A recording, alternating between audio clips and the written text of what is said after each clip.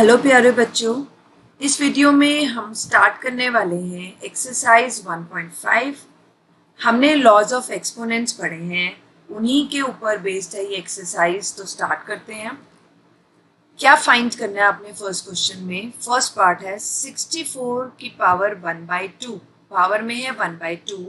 तो आपने सबसे पहले 64 को 2 के मल्टीपल्स में लिखना है। उसे कैसे लिखा जाता है? जैसे हम एलसीएम लेते हैं। मैं यहाँ रफ में करके दिखा रही हूँ आपको। 2 3 ज़ा 6, 2 2 ज़ा 4। यानी मुझे ये देखना है कितनी बार 2 को मल्टीप्लाई करके 64 आता है।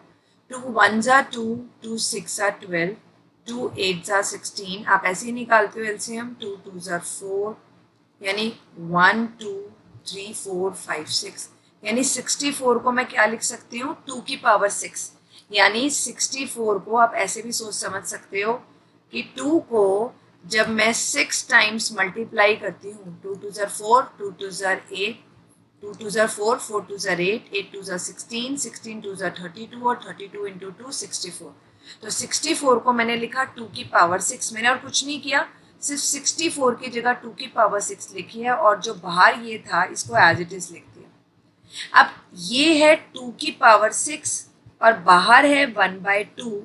ये इसको कैंसिल कर देगा और क्या बचेगा? सिर्फ 2 की पावर 3। इसको आप ऐसे भी लिख सकते हो, अगर 2 को मैं अंदर ही छोड़ दूं और ये 6 बाहर आए तो 6 जब 1/2 से मल्टीप्लाई होगा क्या हो जाएगा? 6/2। अब ये कैंसिल होके क्या दे रहा है? 3। तो सिर्फ क्या बच रहा है? 2 की पावर 3। और 2 की पावर 3 का मतलब है हमने 2 को 3 बार मल्टीप्लाई किया और हमारे पास क्या आ गया? 8। और ये हमारा आंसर है। नेक्स्ट है 32 की पावर 1/5। अब जैसे 64 के फैक्टर्स निकाले थे ऐसे ही 32 के निकालते हैं तो यहाँ से आ जाएंगे। यानी 5 2 आ रहे हैं। जैसे 64 में 6 आए थे, यानी 32 की जगह मैं क्या लिख सकती हूँ? 2 की पावर 5।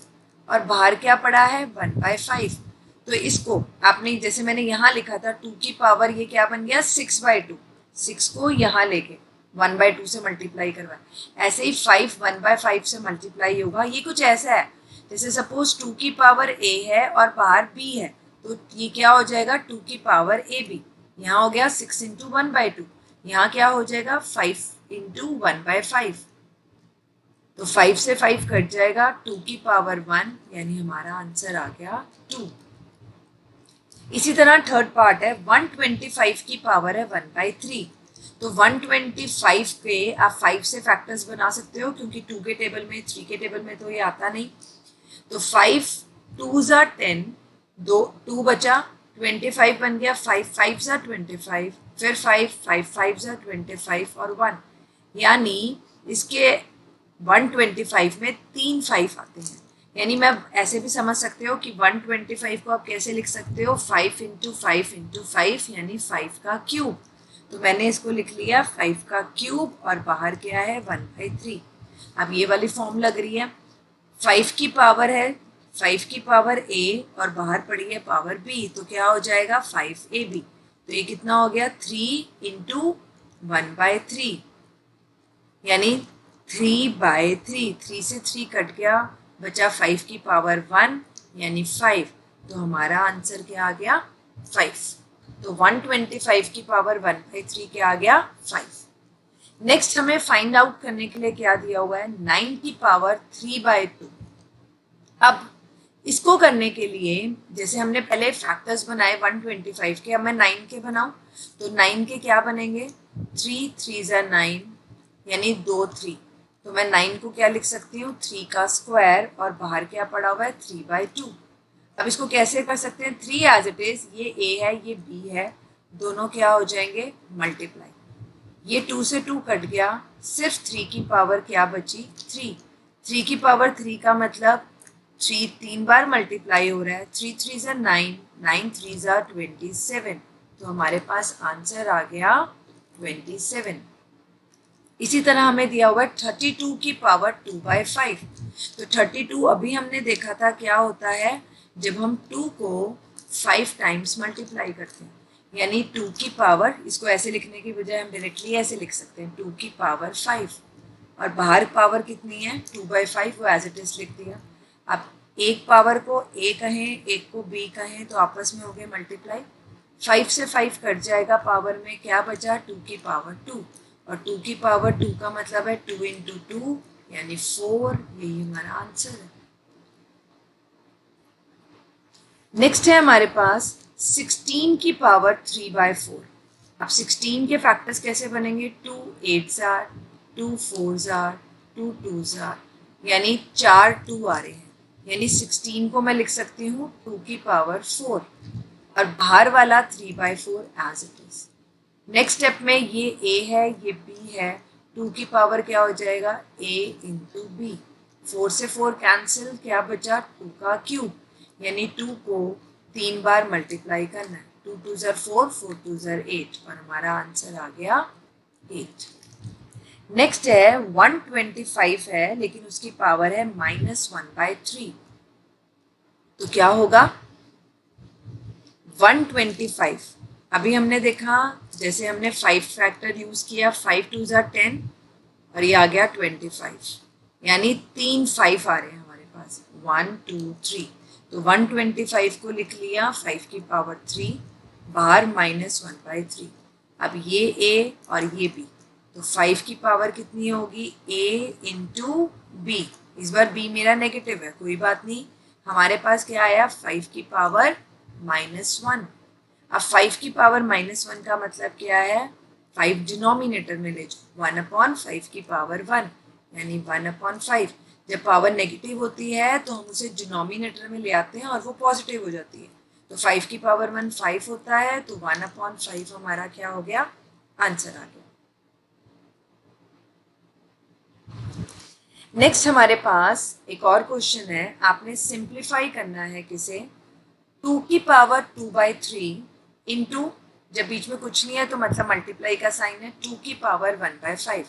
हमें पता है जब बेस सेम होते हैं तो पावर्स ऐड हो जाती हैं, तो 2 की पावर है 2/3, 2 की पावर है 1/3, बेसिस सेम तो पावर्स आर एडेड, तो 2/3 प्लस 1/5। अब क्या करेंगे, इसको सॉल्व करेंगे, जो पावर में लिखा है 2 एज इट इज चलेगा, 3 और 5 का एलसीएम आ गया 15। ये लिखना ध्यान से है ताकि पावर में ही लगे। 15 को 3 से डिवाइड करेंगे आएगा 5, 5 इंटू 2 10, 15 को 5 से डिवाइड करेंगे आएगा 3, 3 इंटू 1 3। तो 2 की पावर हमारे पास कितना आ गया 13/15। हमने क्या किया 2/3 और 1/5 को ऐड किया, एलसीएम आया 15, 5 डिवाइड करने पे आया 5 इंटू 2 10, 15 को 5 से किया 3 आया, 3 इंटू 1 3, 10 प्लस 3 13 और नीचे वाला 15 एज इट इज, तो 2 की पावर 13/15 हमारा आंसर है। नेक्स्ट है हमारे पास 1/3 का cube whole raise to the power 7। अब ये जो भी पावर है ये 1 की पावर 7 हो जाएगी तो वो तो 1 ही आएगा, और यहाँ 3 की पावर 3 थी तो 3 इंटू 7 हो जाएगा, ये आ जाएगा 1/3 की पावर 21। आप इसे ऐसे भी लिख सकते हैं या ऊपर लेके जाएंगे तो पावर नेगेटिव हो जाएगी, किसी भी फॉर्म में लिख सकते हैं। यही हमारा आंसर है 1/3 की पावर 21 और 3 रेज टू द पावर -21।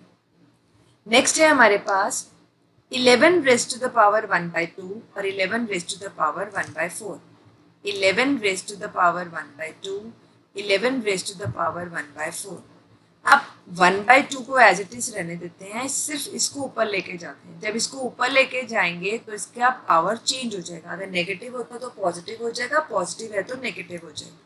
अब फिर वही फॉर्मूला लगेगा, बेसिस सेम है, पावर्स ऐड हो जाएंगे। अब दोनों के बेस 11 है तो 11 की पावर क्या हो जाएगी 1/2 और प्लस -1/4, क्या हो जाएगा ये 1/2 -1/4। एलसीएम ले लेते हैं, एलसीएम कितना आएगा 4, 4 को 2 से डिवाइड करेंगे 2, 2 इंटू 1 2 -1, ये आ गया हमारे पास 2 -1 1/4। तो 11 की पावर 1/4 हमारा आंसर आ गया। नेक्स्ट है 7 की पावर भी 1/2 है, 8 की पावर भी 1/2 है, तो आप इसको क्या लिख सकते हो 7 इंटू 8 की पावर 1/2। इकट्ठा कर सकते हो दोनों को। तो 8 7 जार 56, 56 की पावर 1/2 ये हमारे पास आ गया और यही हमारा आंसर है।